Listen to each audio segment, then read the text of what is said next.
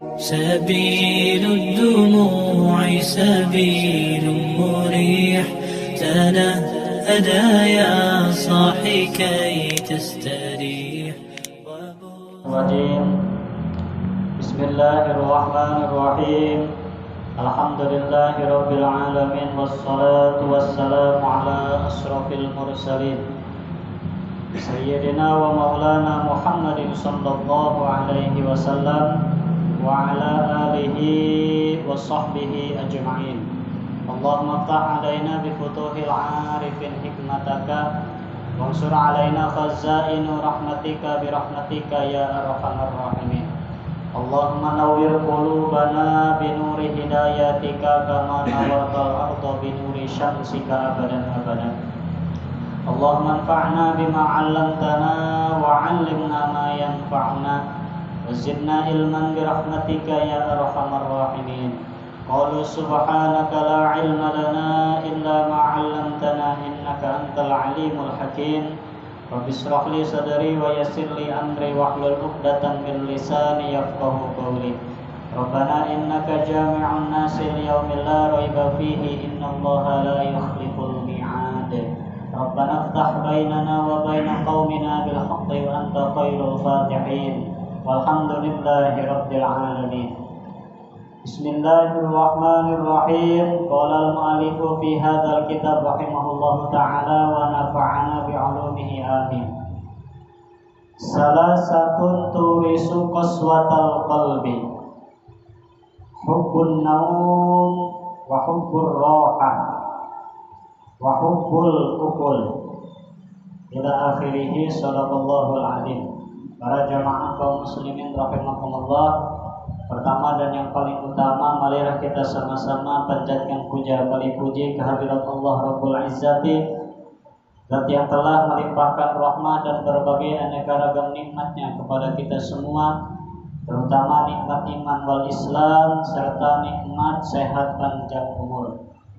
Sehingga alhamdulillah dengan nikmat tersebut kita kembali dapat berkumpul di tempat yang insya Allah mulia menurut kacamata agama dalam rangka mengikuti kegiatan mingguan kita. Mudah-mudahan tidaklah kita keluar dari tempat ini melainkan Allah hapuskan dosa-dosa kita. Bahkan dalam satu hadis tidak saya sebutkan salah satunya, wassalamuka ilal alim khairun min ibadati alfi sanati. Jangankan berkumpul, jangankan bertatap bersalaman dengan seorang alim di tempat majelis ilmu, dengan guru-guru kita salamannya aja, khairun min ibadati alfi sanatin, itu lebih bagus daripada kita melakukan ibadah sunnah 1000 tahun.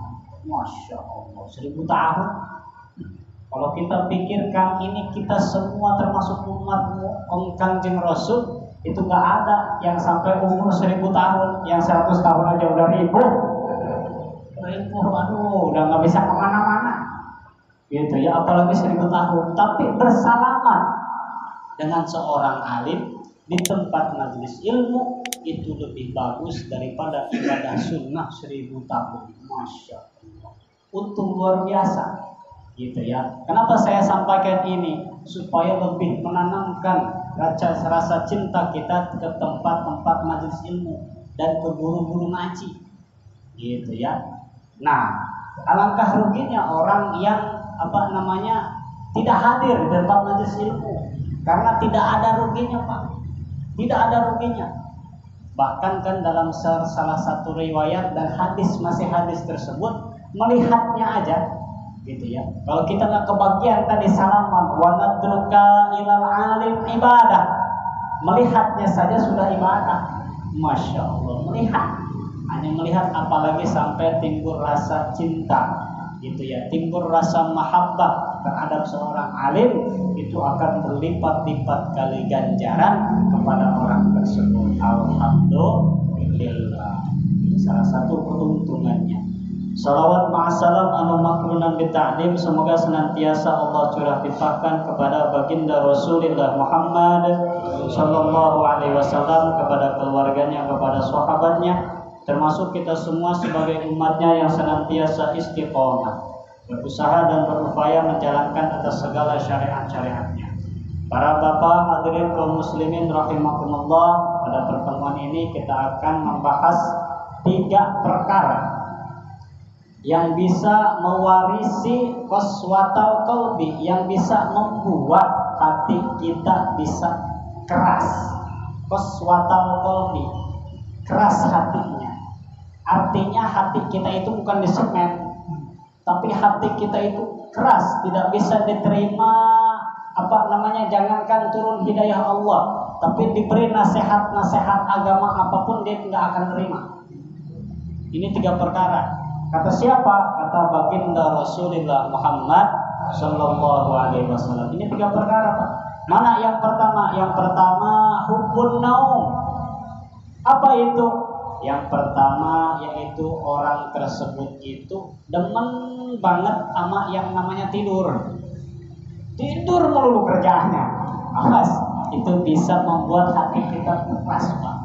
Makanya di dalam kitab Adabul Ta'limul Muta'alim dijelaskan sewaktu sehari semalam diciptakannya Allah itu 24 jam. 8 jam itu dilakukannya untuk aktivitas kegiatan itu. 8 jam itu untuk diri kita menyembah pada Allah. 8 jam lagi untuk istirahat. Itu dibagi-bagi gitu ya. Ini mah kadang-kadang kan waktu kerja nunabeng gitu ya, nunabeng hari ibadah 5 menit doang gitu ya, nggak ada beritanya. Zaman sekarang yang tafakur ibadah sampai 8 jam nggak ada. Coba sehari semalam kita uji, misalkan maaf ada orang yang rajin ibadahnya, sholat 5 menit gitu ya, datang asar 5 menit baru 10 menit, maghrib wa ilaikal masir lagi aja 5 menit, baru berapa 15 menit, isya wa ilaikal masir riba ya 20 menit, subuh langsung tidur habis sholat subuh 20 menit, baru 20 menit. Padahal kita disuruh sami menggojali sekurang-kurangnya imbangi dengan kegiatan kita mencari syariat dunia, mencari dunia, disamakan oleh kita. Seenggaknya sekurang-kurangnya jangan melebihi kapasitas tersebut, Pak. Masya Allah, ini mah dipakai tidur waktu.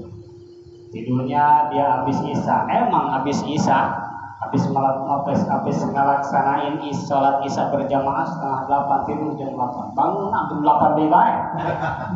Kenapa banyak? Awas, turisu qaswatal qalbi, bisa membuat hati kita keras. Nah makanya ala bidzikrillah, kata Allah. Ini sebenarnya tiap malam juga Allah itu sebenarnya nge-WA lah bahasa sekarangnya, SMS nge-WA ya. Apa sedikit semua ayat kau ngapaanan. Semua juga masing-masing maka WA. Allah itu sebenarnya tiap malam menyampaikan salam kepada kita, Pak. Tidak secara langsung kepada malaikat rahmah. Sampaikan salamku kepada orang kampung Jawa, malaikat. Dari mulai kapan? Dari mulai jam 12 malam sampai 2:30. Gitu ya. Di dalam surat Aqimis sholata liduluki syamsi, itu sebenarnya kita dipanggil oleh Allah, cuman di HP kitanya ini nggak ada kuotanya, Pak. Jadi WA Allah itu nggak datang nama kita, gitu ya, terhalang. Itu sebenarnya tiap malam nge-WA, orang kampung Jawa bangun. Kalau kamu ingin hidup mulia, ingin hidup derajatnya ditinggikan oleh Allah, bangun. Qumil laila illa qalila, meskipun sedikit, meskipun 2 rakaat bangun. Laksanakan sholat sunnah tahajud. Itu tujuan Allah. Qumil laila illa qalila. Allah tidak memerintahkan untuk sholat 1000 rakaat, enggak. Qumil laila illa qalila. Sedikit aja udah, yang penting bangun. Minta kepadaku, kata Allah. gitu ya. Cuman kadang-kadang di kita itu tidak menerima karena apa? Mungkin kita masih banyak dosa. Lihat wali-wali Allah, para aslafuna soleh, itu sudah menjadi kewajiban, bahkan jikalau meninggalkan sholat sunnah tahajud itu bisa dikodok. Kita mau boro-boro dikodok pas subuh kita berangan gitu ya. Nah ini qaswatul qalbi gitu ya, bisa mengakibatkan hati kita keras, yaitu yang pertama menyukai apa yang dinamakan dengan tidur atau tidur ngabang. Nah, kalau kita berbicara tentang adab-adab tidur, tidurlah kata Imam Ghazali, janganlah kamu tidur terkecuali sebelum membersihkan dirimu dari hadas. Jangan kita tidur dalam keadaan berhadas, Pak. Gitu ya. Jangan, hindarkan sekurang-kurangnya sebelum tidur kita wudhu dulu. Supaya apa? Ketika kita dicabut ruh oleh Allah kebetulan pada waktu tidur, itu pasti langsung pada dikumpulkan oleh Allah pada golongan-golongan orang yang mati syahid. Gitu ya. Sebelum wudhu, sebelum tidur wudhu dulu. Jangan ini sebelum tidur atau ayo ngedetnya karena dangdut gitu ya, tunggu nama tidur entah gitu ya. Nah wudhu dulu, masya Allah. Nah setelah bersih diri kita siap ke tempat tidur, kata Imam Ghazali, baca doa tidur kita. Sebelum baca doa tidur, baca kalimat ini apa? Baca qul 3 kali, ma'udatain, al-falaq dan an-nas. Disambung dengan ayat kursi di ujung surat ayat kursi, wala ya'uduhu hifdhuhuma wa huwal aliyyul azim. Ditiupkan di tangan kita, diusapkan di ujung rambut ke ujung kaki, insya Allah pada malam itu teluh mau nempel guna-guna orang bakal balik lagi ke orang yang menggunakan kita. Itu kata siapa? Kata Imam Ghazali. Gitu ya, akan balik. Nah, kenapa kita sering mimpi buruk, sering mimpi di ulang-ulang buruk anak tak mereka nggak suka baca doa, jangankan wudhu, baca doa kento gitu ya. Jangankan cuci muka, jangankan berwudhu, bersih juga enggak. Masya Allah, pulang kerja, pulang gojek, iya banget ke pulau mekeneng, kesengantuk, blak baik saya gitu ya. Masya Allah, awas ada adabnya supaya kita terhindar dari penyakit dhahiran wa batinan. Inilah yang pertama, kata Nabi, kalau hati kita tidak mau ditakdirkan oleh Allah keras, yaitu hindari tidur kita itu dibatasi gitu ya. Dan lagi kurang tidur pun itu bukan jadi penyakit kepada kita, Pak. Kalau kita tidur habis sholat isya bangun 1:30, bahkan sampai sholat subuh tidak sambung lagi sampai pagi, itu nggak akan jadi penyakit, Pak. Gitu. Bahkan sehat terhadap kita. Mungkin itu ulama mengatakan tidur 8 jam juga itu sudah cukup. Tidak mungkin, gitu ya. Nah inilah, maka di sini jangan memperbanyak tidur kita supaya hati kita tidak keras. Apalagi wahubbur roha, mencintai apa yang dinamakan dengan senang-senang, gitu ya. Rohah di sini kesenangan, hubbud dunya, kesenangan-kesenangan yang ada di alam dunia, itu hindari, gitu ya. Kalau kesenangan untuk mentafakurkan diri kepada Allah, silahkan. Ini kan kadang-kadang zaman sekarang galau sedikit waktu ke puncak, galau sedikit jalan-jalan ke pantai. Jalan-jalan ke pantai juga iya, emang katanya bahasa sekarang itu cuci mata gitu ya, atau melihat yang seger-seger, masya Allah. Itu bukan mentafakurkan diri, itu nyari kemaksiatan. Nah itu orang-orang yang akan dikerasi hatinya oleh Allah. Kalau hatinya sudah keras, masya Allah, tadi nasihat-nasihat agama apa yang diomongin oleh diomongin untuk kebaikan untuk dirinya, dia tidak akan nerima, Pak. Dimasukkan nasihat-nasihat apapun dia tidak akan nerima. Kenapa? Hatinya sudah qaswah, hatinya sudah keras. Sedangkan fa inna ab'adan nasi minallah al-qalbul qasi. Sedangkan manusia bisa jauhnya dengan Allah karena hatinya bisa keras, Pak. Alhamdulillah. Kita bisa jauh kepada Allah karena hati kita keras. Hindari hal-hal semacam itu. Kalau itu rohah, kesenangan untuk kita mentafakurkan diri kepada Allah, silahkan. Itu menjadi ibadah. Contoh, kita mengajak sekali-kali keluarga kita ke pantai, tapi bukan lain hayang adalah jubur ibadahnya, gitu ya. Kita datang ke sono, Pak, lihat, Masya Allah Gusti, ini laut ciptaanmu begitu luas, air tidak habis-habis Engkau ciptakan ya Allah. Di dalamnya ada ikan yang berjuta, itu ikan di jala, di alat nelayan, tapi itu tidak habis-habis ya Allah. Sungguh luar biasa ciptaanmu. Tafakkaru sa'atan khairun min ibadati sittina sanatan. Masya Allah, tafakkur Pak sejam itu lebih baik daripada ibadah 60 tahun. Tafakkur. Makanya selepas sholat subuh tuh, kalau udah beres zikir, mentafakurkan diri kita ciptaan Allah, itu lebih bagus, Pak. Gitu ya. Alah Pak Ustadz, saya mah nggak bisa ya. Yang penting jangan tidur lagi aja lah. Karena tadi sering kita sampaikan, tidur selepas subuh itu bisa mewarisi kemiskinan. Itu yang habis sholat subuh, Pak. Apalagi yang enggak. Makanya kata Imam Ghazali, kalau yang enggak sholat subuh, yang enggak bangun sholat subuh, dan yang enggak melaksanakan sholat subuh pada waktu as-sholatu khairum minan naum, dia tidur dengan pulasnya, tidak bangun sama sekali, itu sama saja dia berdoa kepada Allah, ya Rabb, fakirkan aku, miskinkan aku seumur hidupku. Naudzubillah. Gitu ya.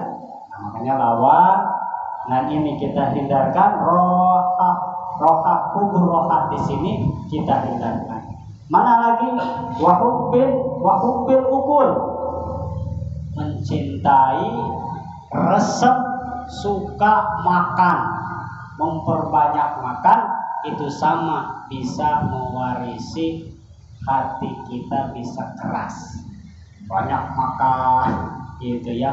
Pagi udah kudu, jam 9 ke warteg lihat tuh, udah pada mateng. Sebelum dohor lihat lagi aja. Jam 2 lihat makan nasi, wah itu terus baik. Gitu ya. Nah, makan awas. Itu memperbanyak makan ternyata bisa membuat hati kita keras, Pak. Gitu ya. Bahkan tidak hanya itu, menurut kesehatan, kalau tidak diistirahatkan lambung kita jauh daripada sehat. Gitu ya. Karena sudah diajarkan oleh Nabi dari dulu, sumu tasihu, itu jaminan Nabi. Kalau kamu ingin sehat, sumu, berpuasalah. Jikalau kita ingin sehat, ingin anggota organ dalam kita sehat, perbanyak puasa. Gitu ya. Mungkin kalau kita masih ada bolong yang kemarin puasa, segera dikodok puasa kita. Baru Pak Ustadz, saya mau penuh, alhamdulillah, puasa sunnah. Puasa sunnah itu banyak, Pak. Ada yang Senin, Kemis mengikuti ajaran Rasul. Ada puasa Nabi Daud. Gimana Ustadz puasa Nabi Daud? Yang besok puasa, besoknya lagi enggak. Besoknya puasa, besoknya lagi enggak. Itu puasa Nabi Daud alaihissalam. Dan puasa-puasa sunnah yang lain, gitu ya. Nah, ini Nabi juga mengajarkan kesehatan kepada kita. Menghindari hubbul ukul, memperbanyak makan. Sebab itu bisa turisu qaswatal qalbi, bisa membuat hati kita keras. Na'udzubillah summa na'udzubillah. Wa qala sallallahu alaihi wasallam, man syaba'a fid dunya ja'a yaumal qiyamah, wa man ja'a fid dunya syaba'a yaumal qiyamah. Kata Nabi di hadis yang seterusnya, barang siapa yang kenyang di waktu dunia nih, dia kenyang mulu, nggak pernah ngerasain kelaparan. Artinya kelaparan di sini tuh bukan memperbatasi kenormalan kita. Makanya ancaman di sini kata Nabi, ja'a yaumal qiyamah, maka nanti Allah akan membuat lapar dirinya di hari kiamat. Kalau di alam dunia ini makan lagi, kalau bahasa peribahasa sekarang tuh berhentilah sebelum kenyang, gitu. Makanlah sebelum lapar, itu cengkah hati atau seperti itu, gitu ya. Itu mungkin ada peribahasanya. Artinya jangan terlalu kenyang ketika kita makan, dan makanlah sebelum datangnya kita lapar, gitu ya. Jangan berlebihan, gitu ya. Jangan kayak tadi udah makan terus habis makan ada uli diembat lagi aja. Ada tukang apa tuh yang lewat sekarang, tahu bulat digrogen, Pak, tahu bulat 5.000 digrogen deh. Ada lagi batagor, beli batagor, aku terus deh tuh. Awas, roha mewarisi hati kita bisa keras. Bahkan kata Nabi tadi, kalau kenyang di alam dunia, maka Allah akan menjadikan lapar nanti untuk dia di hari kiamat. Tapi sebaliknya, waman ja'a fid dunya syaba'a yaumal qiyamah. Maka kata Nabi di hadis seterusnya, barang siapa yang lapar waktu di alam dunianya, maka nanti di hari kiamat Allah akan menjadikan rasa kenyang nanti. Ya, nanti di hari kiamat, di saat orang lain sedang kelaparan, kita kenyang. Bahkan malaikat pun heran, kok kamu merasa sangat kenyang. Emang kenapa? Amalan apa yang engkau lakukan waktu di alam dunia? Amalanku waktu di alam dunia memperbanyak puasa-puasa sunnah. Itu Pak dibalik dengan kalimat jahat. Bukan lapar di sini menahan lapar dan haus tapi tidak berpuasa. Itu awas menjadi penyakit juga, gitu ya. Itu apa namanya? Tidak minum, tidak makan cepusta dia kudu lapar aja. Itu minum terdahar, masya Allah. Awas jadi penyakit, gitu ya. Kalau mau diniatkan puasa kita. Nah, bagaimana hukumnya kita ngaji agak dalaman dikit. Kalau kita sering mendengar kalimat mati geni, itu aslafun soleh, santri-santri itu sampai sekarang Pak. Nah, ada dua kaul. Biasanya yang suka puasa mati geni itu puasa yang 3 hari, 7 hari, bahkan sampai 14 hari.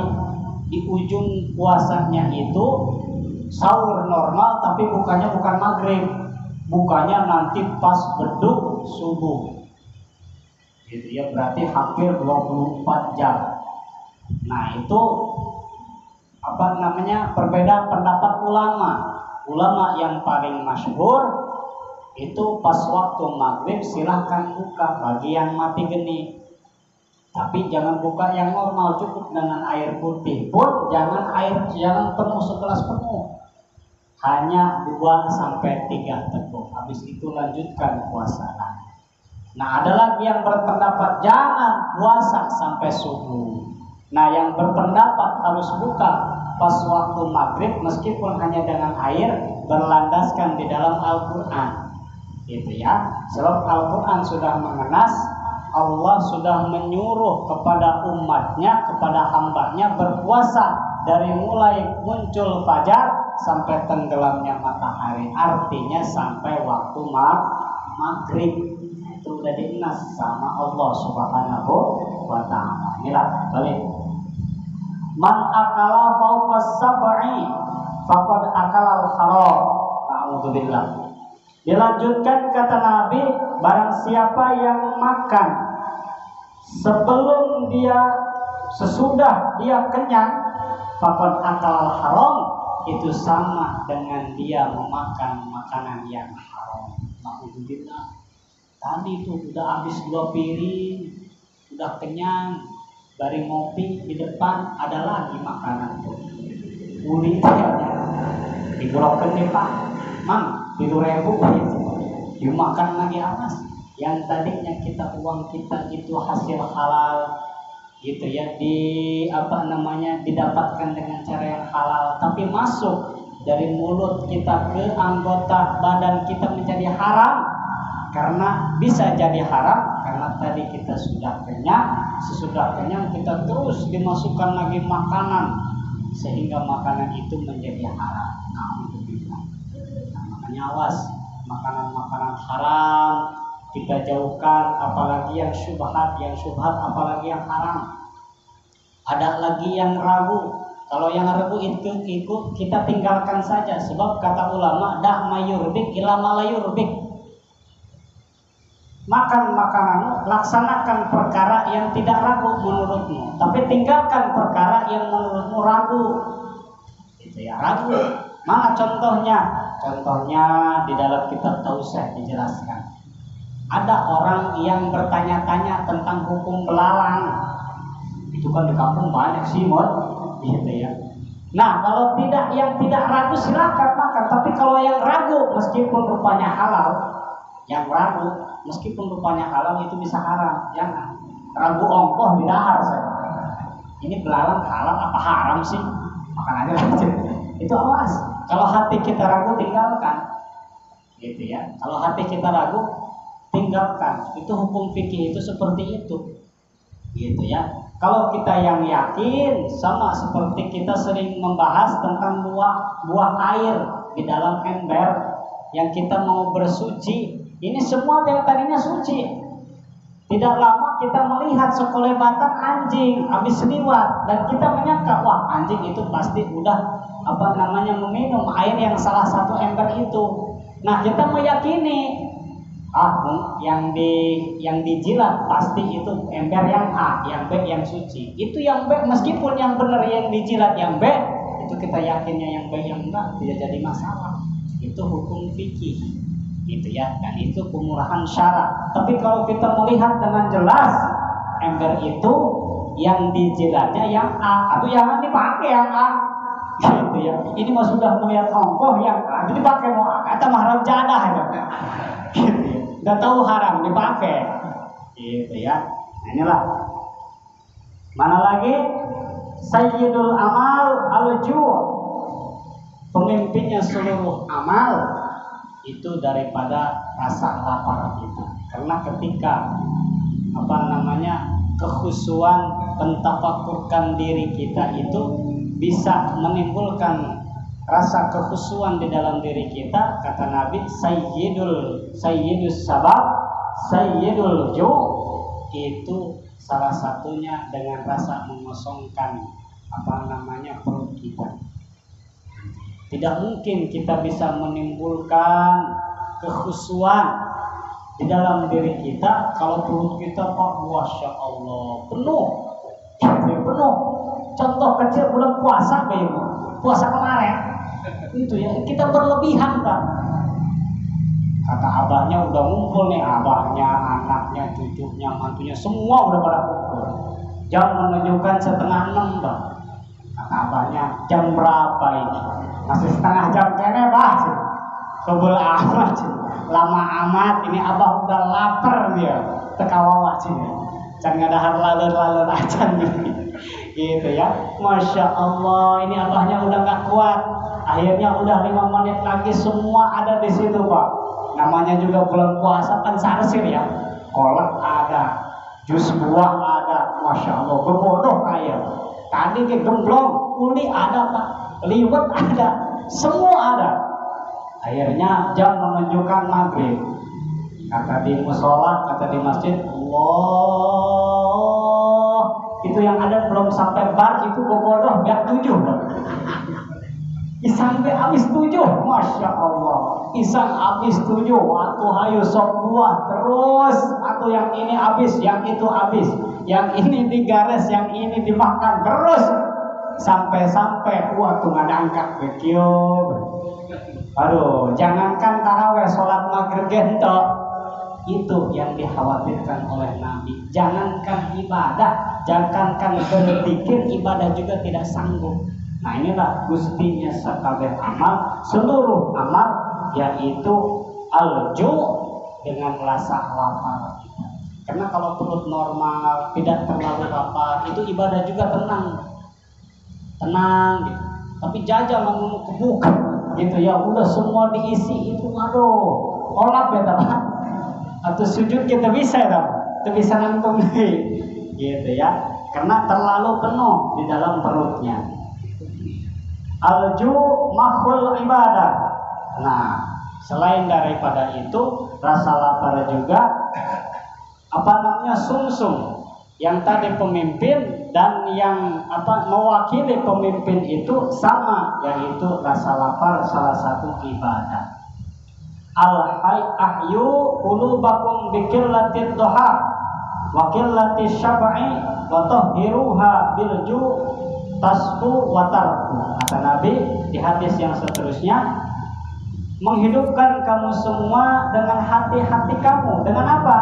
Biqillatil duha, dengan sedikitnya tertawa. Sedikitnya tertawa itu bisa menghidupkan hati kita. Orang yang tertawa bahkan terbahak-bahak, bahkan tidak ada perkara yang lucu, saya mengakak banyak, gitu ya. Nggak ada perkara yang lucu, ketawa aja Pak. Awas, itu bisa menimbulkan hati kita tidak hidup.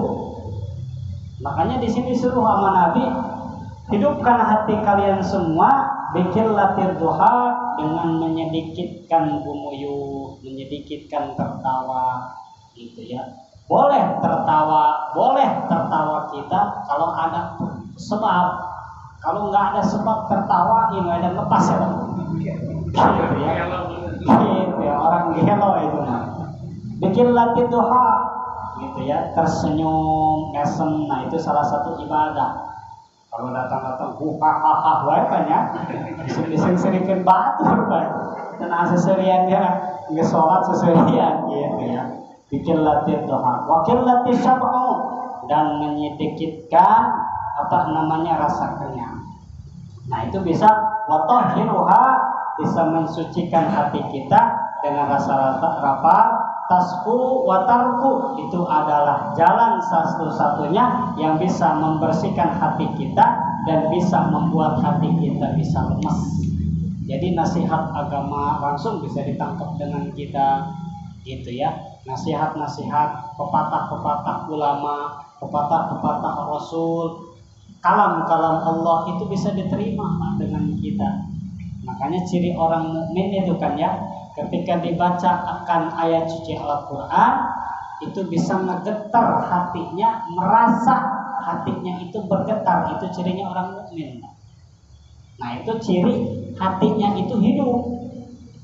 Kalau ketika ada orang yang membaca ayat suci Al-Quran, ngobrol, bahkan bareng ngerokok, maaf Pak, kalau ada acara apapun itu, yang lagi baca Quran itu hal-hal yang makruh, hal-hal yang mubah, itu hindarkan dulu. Gitu ya, harusnya kepada si saudara MC atau panitia siapapun itu peringati pada jamaah, gitu ya. Jangan waktu di maulid aja.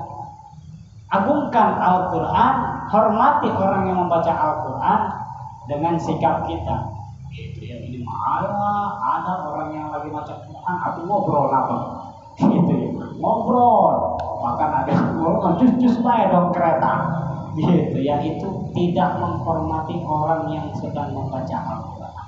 Jikalau hati kita ciri orang mukmin, bergetar hatinya ketika ada orang yang membacakan kalam-kalam Allah. Inilah. Mana lagi, aqrabakum minni yaumal qiyamah aksarukum jau'an wa tafakkuran. Kata Nabi di hadis seterusnya, orang yang paling dekat denganku nanti di yaumal qiyamah, di hari kiamat, kata Nabi, siapa? Orang yang memperbanyak rasa lapar dan memperbanyak tafakkur di jalan Allah Subhanahu wa ta'ala. Itu yang dekat nanti di hari kiamat dengan Nabi. Sehingga tidak hanya ucapan kita di alam dunia mengharap ingin syafaat daripada baginda Rasul, tapi amalan kita waktu di alam dunia jauh daripada syafaat Rasul. Awas, gitu ya. Salah satu ancaman orang yang tidak diberi syafaat oleh Nabi, salah satunya orang yang gemar menyakiti hatinya ibu bapak. Itu orang yang tidak akan diberi syafaat oleh baginda Rasul. Nah, ini salah satunya orang yang dekat denganku. Berarti kalau sudah dekat, dia pasti akan diberi syafaat nanti di hari kiamat.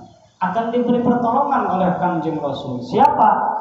Orang yang memperbanyak rasa lapar waktu di alam dunia dan memperbanyak tafakkuran, memperbanyak tafakur atas ciptaan-ciptaan Allah.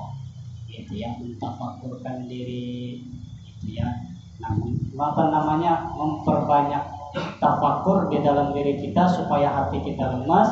Nanti di hari kiamat akan diberi syafaat oleh baginda Rasul Muhammad sallallahu alaihi wasallam. Man kasara ta'amuhu kasurat adabuhu. Dilanjutkannya lagi oleh Nabi, barang siapa yang memperbanyak makan, gitu ya, memperbanyak makan, kenyang udah tapi masih pengen hayang bae kedahar, gitu ya, kasurat adabuh, maka banyak pula siksaan terhadap diri, gitu ya, siksaan itu banyak. Wa qala sallallahu alaihi wasallam la sihhata ma'a kasratun naum wala sihhata ma'a kasratil ukli. Bahkan disampaikan oleh Rasul, orang yang tidak dijamin sehat oleh Allah, kata Kanjeng Rasul, ma'a kasratin naum, itu yaitu orang yang memperbanyak tidur, tidak akan hidup sehat orang semacam itu. Makanya tadi kata Imam Ghazali, kita sudah diatur 8 jam itu tidak akan mengurangi kesehatan kita, gitu ya, tidak akan mengurangi, bahkan akan menjadi sehat kita kalau kita tidak memperbanyak tidur, gitu ya. Makanya diniatkan oleh kita, meskipun itu perkara tahajud, perkara sunnah, laksanakan tahajud. Jangan sampai kita seumur hidup sekali tidak pernah tuh nyicipin apa yang dinamakan dengan sholat sunnah tahajud. Masya Allah, karena ganjaran sholat sunnah tahajud, kata Nabi, khairun minad dunya wa ma fiha. Itu lebih baik daripada dunia dan isi-isinya. Misalkan kita punya dunia dan isi-isinya itu punya kita. Sama orang yang sholat sunnah tahajud 2 rakaat, itu lebih bagus orang yang sholat sunnah 2 rakaat daripada orang yang punya dunia itu. Masya Allah, saking luar biasanya. Dan lagi warna sunuyam, ini luar biasanya. Di sekeliling kita sedang menyaksikan manusia-manusia itu yang lain yang sedang puas dengan tidurnya masing-masing. Tapi kita berhadapan langsung dengan Sang Pencipta Allah, gitu ya.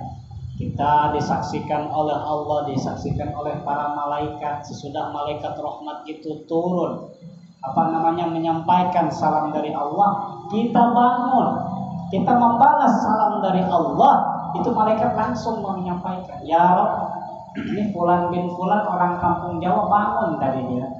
Bangun, wudhu enggak? Wudhu. Oh, ada gitu orang yang udah bangun tapi enggak wudhu. Banyak loh. Bangun dia jam 3 mau bangun tapi kiih doang. Udah itu tidur lagi aja. Jauh itu mah. Gitu ya. Tapi dia wudhu ya. Sudah wudhu, dia sholat sunnah tahajud, meminta kepadamu, meminta ampunanmu, meminta pertolonganmu, bertaubat kepadamu. Aku ampuni dosanya, aku terima taubatnya, aku kabulkan seluruh doa-doa. Itu janji Allah. Masya Allah. Dan membuat hati kita tenang. Kata ahli hukama itu pembuktian kebahagiaan, kesenangan orang dicirikan siangnya itu akan menjadi berwarna, menjadi senang itu orang ketika malamnya melaksanakan sholat sunnah tahajud. Itu siangnya tidak ada rasa galau, kalau bahasa sekarang, tidak ada hati gelisah, hati itu enjoy aja, nggak ada rasa pusing meskipun hutang di mana-mana, gitu ya. Itu hati kita tenang aja Pak. Sebab apa? Sebab kita waktu malamnya melaksanakan sholat tahajud. Nah inilah kata Nabi, tidak ada kesehatan bagi orang yang memperbanyak tidur. Tidak ada sehat. Mana lagi wala sihata ma'a kasratil ukul. Dan tidak ada kata sehat untuk orang yang memperbanyak makannya Pak. Masya Allah, gitu ya, makannya berlebihan. Biasa dia porsinya setengah piring, Eta mah hayang sapiring, orang yang biasa sepiring jadi 2 piring, awas. Itu tidak akan sehat. Bahkan kan para penelitian kalau ingin mengoperasi organ dalam kita, Pak, itu kan dianjurkan 8 jam bahkan 12 jam sebelum operasi, Bapak sehari ini harus puasa dulu. Itu dokter juga udah nyaranin supaya apa? Supaya darah kita mengalir dengan normal. Seluruh anggota kita merasa normal. Nah, itu dengan mengurangi makan makanan. Wala syifaa biharamin, dan tidak ada kata Nabi, dan tidak ada obat biharamin dari perkara-perkara yang haram. Ini surahannya panjang, Pak. Dawu fala tatadawu biharamin. Setiap perkara, setiap penyakit pasti ada obatnya. Likulli da'in dawa'un. Setiap penyakit pasti ada obatnya. Mau itu asam urat, mau itu rematik, mau itu kulit bulu, ada pasti obatnya. Likulli da'in dawa'un. Fala tatadawu biharamin, kata Nabi. Maka pacuan, kamu jangan sekali-kali mencari obat dari perkara yang haram. Gitu ya. Kita bertanya tapi bukan kata dokter, bukan kata ahlinya. Ini katanya. Ini darah ular kobra gitu ya. Bisa menyembuhkan segala penyakit. Boleh kita memakan makanan yang haram menurut hukum syara, tapi sudah ada izin daripada dokter yang adilun. Dokter adil, bukan dokter-dokteran. Ada dia sertifikatnya, mempunyai ijazahnya, gitu ya. Nah, itu kalau kata dokter, Pak, ini penyakit nggak bisa sembuh terkecuali Bapak memakan kepala tokek misalnya. Gitu ya. Silakan kalau kata dokter kayak gitu. Tapi kalau kata orang biasa kayak kita sambil ngobrol ini nih, cangkel ya, harus asam urat nih. Kata orang tua dulu mending makan kudu bayawak sini. Gitu ya, makin ngaco.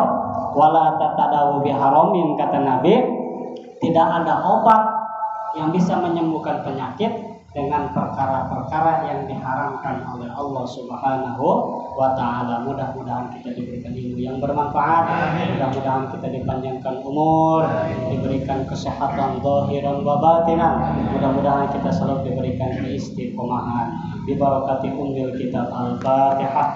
A'udzu billahi minasyaitonir rajim. Bismillahirrahmanirrahim.